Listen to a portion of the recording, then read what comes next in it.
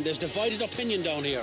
Well, they were 1-2-3 at Fairyhouse, and when you look at the betting for March's Triumph Hurdle, they bet in that order. Land of Hope and Glory, the shortest price at 8-1 for that race. However, little twist in the tail, because number 4 Bapaume, Ruby Walsh, already on the board today.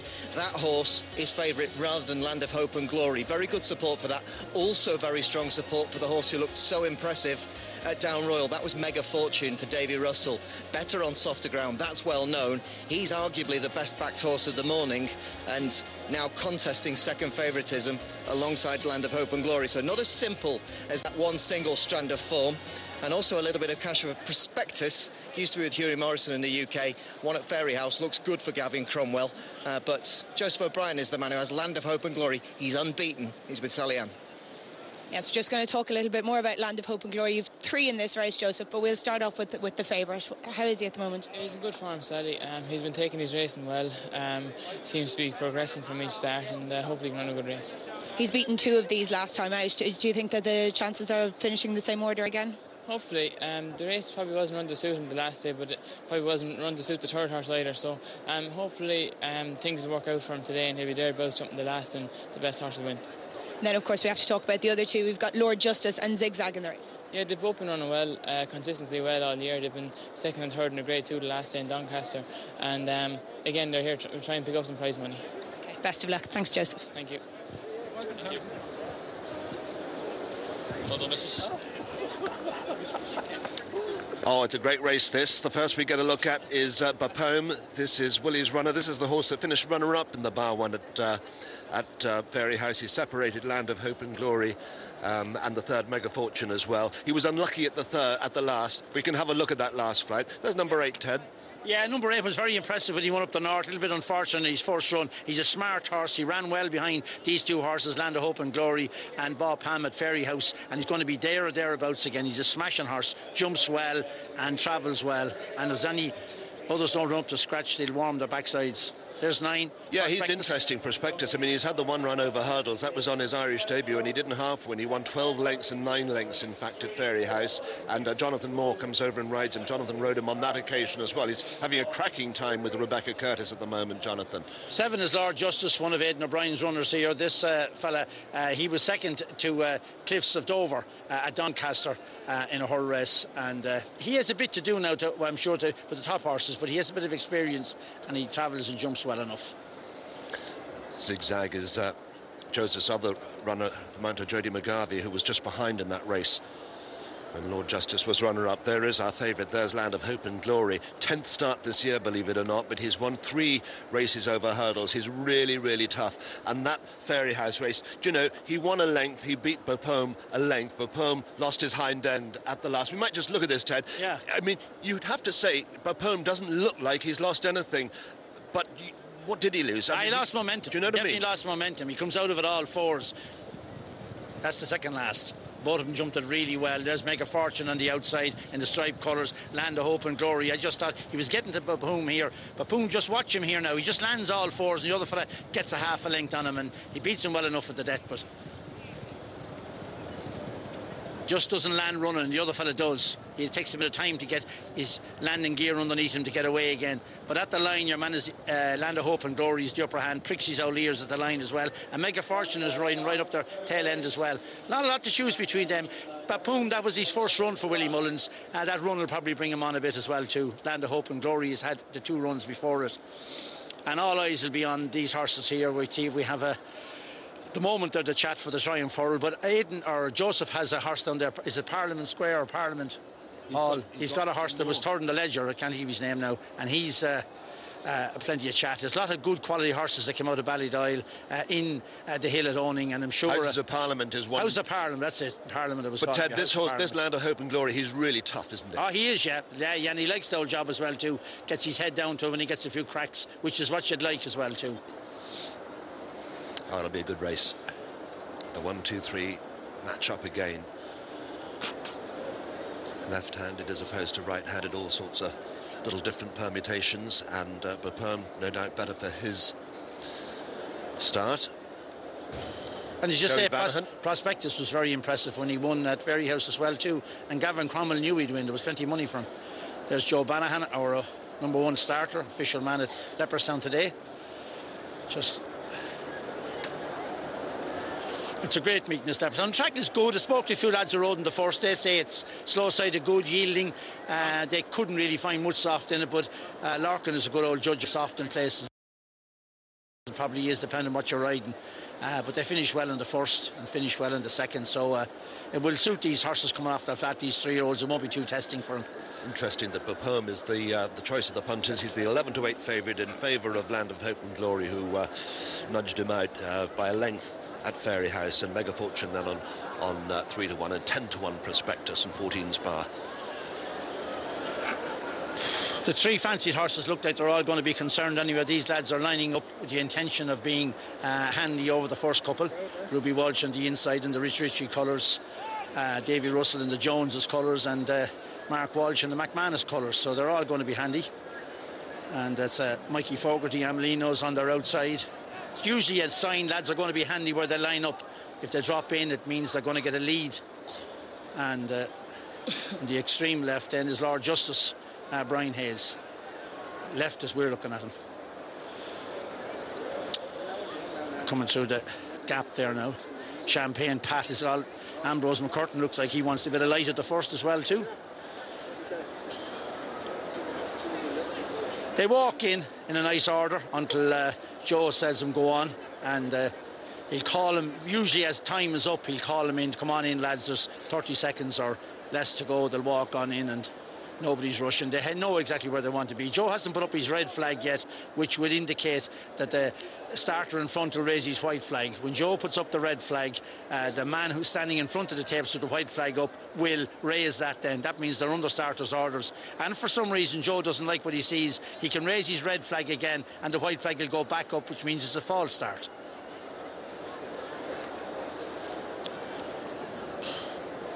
Start flat about 2 miles. That's what they should all be about, because you move the rails in and out and up and down. It doesn't make a difference if they're 100 metres here or there. Tony, hand over to you, or is it Tony? Is it? Yeah, Tony. And they're on their way, off and running in the Grade 2 Knight Frank Juvenile hurdle, and coming up the straight on the short approach to the first in the striped colours, Mega Fortune. Bapaume, the favourite, on the inside in the pink. Zigzag is next, and they're followed over it by Champagne Pat. As they come up in front of the stands, Bapaume on the inside, disputing the lead with Zigzag, and then Champagne Pat, and in behind these in fourth is Mega Fortune, followed by Land of Hope and Glory. They're followed by Amelino. Prospectus is next with Sword de Chantenay. They're followed by Lord Justice, and then Do No Complain. As they head up towards the second, Zigzag, Champagne Pat. Bapaume tracks them on the inside. Then Land of Hope and Glory on the outside of Mega Fortune. Amelino is next, and Sword de Chantenay. As they come now towards flight number 3. Bapaume up on the inside of Zigzag. On their outside is Champagne Pat. Just behind them in the maroon and white stripes, Mega Fortune, then Land of Hope and Glory. Lord Justice, a bit of a mistake. Amelino is just behind these with Prospectus, and then Sword de Chantenay, and Do No Complain brings up the rear. As they make the swing into the back straight, good long run to the fourth, and Zigzag has gone about 5-6 lengths clear of Champagne Pat in second, Bapaume on the inside in third, and they're followed by Land of Hope and Glory, tracked by Mega Fortune, then Amelino 2 lengths back, followed by Prospectus, and behind Prospectus is Sword de Chantenay with Lord Justice, and bringing up the rear is Do No Complain. Coming up towards the fourth, and Zigzag has a clear lead, good 6 lengths from second, Champagne Pat. Land of Hope and Glory on the outside. Bapaume is down the inner. They're followed by Mega Fortune, and then comes Amelino, and then Prospectus, followed by Lord Justice and Sword de Chantenay, and finally Do No Complain. Past halfway, 4 left to jump. Zigzag's lead has been reduced by a couple of lengths, but still has a 4-length advantage over Land of Hope and Glory. Bapaume between them is Champagne Pat, and chasing them is Mega Fortune, and then comes Amelino. As they continue on now, down towards the third last, the final flight on the back straight. Zigzag leads by 4 to Bapaume and Land of Hope and Glory. Moved into fourth now is Mega Fortune, as Champagne Pat drops back a few places. Then Lord Justice and Amelino and Prospectus.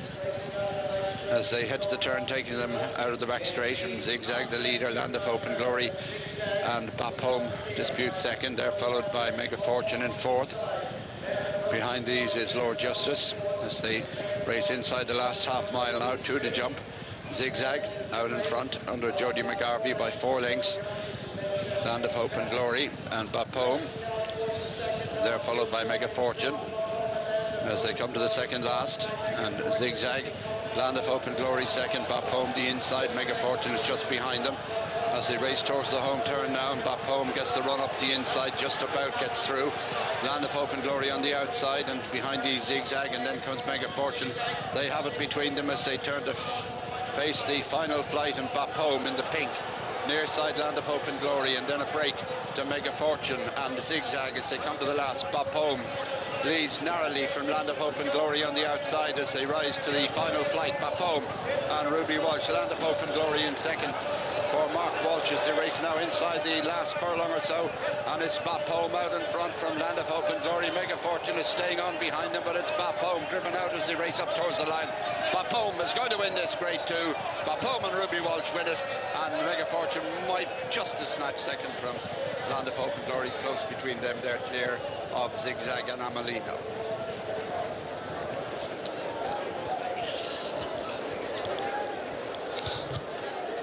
Well, Bapaume has outgunned the other two. There wasn't a lot to choose between him on the Ferry House run. This horse has kept at it well. I thought when Land of Hope and Glory looked him in the eye going to the last that he might outstay him. But in fairness to Bapaume, who was good at some of his hurls and not great, we just see the incident at the second last. Ruby has to really ride up the inner here because Zigzag has been jumping out all the way, but I'm sure Mark Walsh is well aware that Ruby's coming through, and he's trying to tighten up Jody McGarvey there to make sure he doesn't let Ruby through. But the gap was there, he got through and might get a head on it, and he's in the position on the inside here. At this stage, Mark Walsh is starting to work on Land of Hope and Glory. Ruby Walsh hasn't gone for everything yet, and to his credit, Mega Fortune has run on from being under pressure from a good bit out. They both jumped the last adequate without being brilliant, any of the two of them. They jumped it well enough. Bapaume is maybe slightly quicker when he lands. It gets into a bit of a tussle, and in fairness to Bapaume, when he gets a couple of cracks into him, he sticks his old head down and quickens up well and wins a couple of lengths. Mega Fortune runs on well, maybe to deprive Land of Hope and Glory a second, I'm not sure. Yeah, it's close on the line. I think the lads called it that he won. They're better judges than me. Just see Bapaume, he kind of scatters out through the last a bit there, lands a little bit like he did at Ferry House with his hind legs on the ground first of all, but he keeps pulling it out, and he's beaten his conqueror at Ferry House. There's not a lot to choose between them now. Land of Hope and Glory might have lugged a little bit. Mark, as he's sticking his left hand, keeping him out. He looks like he's kind of lugging in towards Bapaume a little bit there, but Bapaume, to his credit, has ran up the rail and ran strong and ran out a good winner.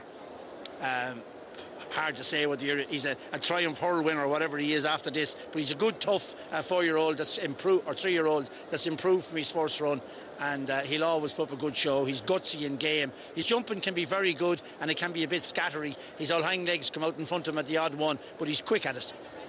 2 up for Willie and Ruby already on the card, and he's a hard little bit of a horse now. He kept at it well. He's by Turtle Bowl, and I'm sure Harold Kirk picked him up somewhere for him. He's in the Rich Richie colours. Like if we haven't got a head on, but that second last incident there, it's a way where you're just a head on there of the last. The second last is where Ruby's on the inner and Jody McGarvey's in front on Zigzag. Now he'd been jumping out to his right all the way, which is not ideal in the left-handed track, and Ruby has to go and seize the initiative before Jody comes back in. But Mark was quite aware that Ruby was behind him and tightens the situation as best he can, and that's race riding. I mean, that's if Ruby had missed it, I'm sure Mark would have thrown Jovi in on top of him and left him there, and that's what you call race riding. But it worked in Ruby's favour on this situation. He was aware what might happen as well and had to ride his horse up to hold his position. As Robert said, a great tussle in the... It's a long ways out now, trainers thing. I'm sure the two trainers are not too worried about it, but the general public and the people are getting behind it. Harold Kirk, who buys a lot of the horses.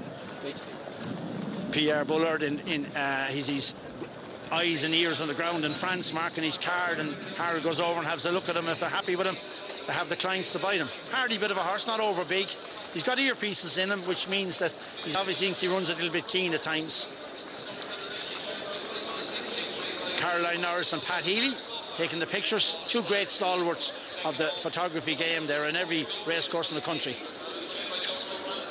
Ted, at the next 4 days, I like that race. We're into some treats because that was fabulous. It was a rematch, as we said, of the 1-2-3 from Fairyhouse. And again, they finished 1-2-3, different order this time. Bapaume, who possibly had been unlucky at Fairyhouse when his hind end slipped at the last flight, well, he's got the better in no uncertain terms. And I'd say they're three real good horses, probably. And he looks a nice type of animal, doesn't he? Yeah, he's a hardy bit of a horse. He has a bit of experience because although that was only his second start in Ireland, he'd run a couple of times. He'd run at Fontainebleau before Willie bought him and somewhere else as well. There are the earplugs you can see. He's a horse that's progressive, no doubt about it. Runs in the colours, this is Anna Ritchie, and she's got some fun to look forward to over the course of the next few days. Nice one for Willie. Eats back a little bit into that big lead that Gordon's got. 26,000 he takes for winning this Knight Frank Juvenile hurdle. Second winner of the afternoon for Ruby and Willie. And while we're here at Leopardstown, we'll remember that Limerick is very much on and racing up in the north as well, so there's plenty of opportunities all around, and we've got Min and Identity Thief to look forward to later in the afternoon, and a real interesting race from Limerick as well, and one that Bell's Hill will start favourite. 2 for 2, he's the likely winner, but anything can happen. There's Willie, just about to maybe have a word with Tracy. And we can hear from Sally Ann first of all. Joined now by Ruby Walsh just to talk a little bit about Bapaume's race. It was really impressive, great finish between the same three that we saw at Fairyhouse, but a different order today. Yeah, look, we thought our horse would have improved a little bit for his first run for us in Fairyhouse. You know, we were 3 parts behind that day, our length, and it might just get us in front, and that's the way it worked out. He's a tough horse, he jumped well, he stays well. It was a good race, and it's great to win. The race seemed to be run to suit you today, and you were really lucky getting that run up the rail coming around the final bend. Yeah, I wouldn't say it was run this similar to Fairyhouse. I went along with Fairyhouse, but I went pretty much the same speed myself today. I kind of ignored Zigzag in front and rode my own race, but yeah, I'd say he's a tough horse and he's improving. And going on from here, you expect to see even more improvement from him? Who knows? You know, he's a sharp-looking horse. Who knows how much more he'll improve, if at all. You're obviously in form now, 2 winners for the day. Just a word about Min before the feature race. Yeah, I suppose he faces his stiffest task over fences anyway. Well, it's only his second run, so obviously that. But Identity Thief was higher rated over hers than us, and you know we'll have to go to beat him. Best of luck. Thanks, Ruby. Well done. Yeah, fantastic win there for Willie. He's already got one in the bag this afternoon. He's just talking to the press here. And Willie, if I could just drag you away. That was a great rematch. Fantastic race. It was. You know, we thought our fellow would improve after Fairyhouse, because that was his first run and he had to do it the hard way in Fairyhouse. And just got caught. We felt, you know, race fitness. So having that under his belt, we weren't afraid to be positive today. But I think the other team went more positive, and maybe that suited us. And then we were probably lucky enough getting the run on the inside, coming up around the last bend. You know, I said to myself going into the second last, Ruby's in a pocket here, and then it just opened up a little bit after the second last. He took his chance, and the rest then, you know, he just kept him balanced and got a good jump at the last, and it was amazing to watch. And you were saying walking in there that he doesn't do anything too fast, but he gets the job done. No, he's by Turtle Bull, they jump well. He wouldn't excite you at home, you know, so he gallops, and that's what you need for these 4-year-old races. Are really, really tough on horses, and for one, you know, coming off the flat, he stays and gallops and jumps.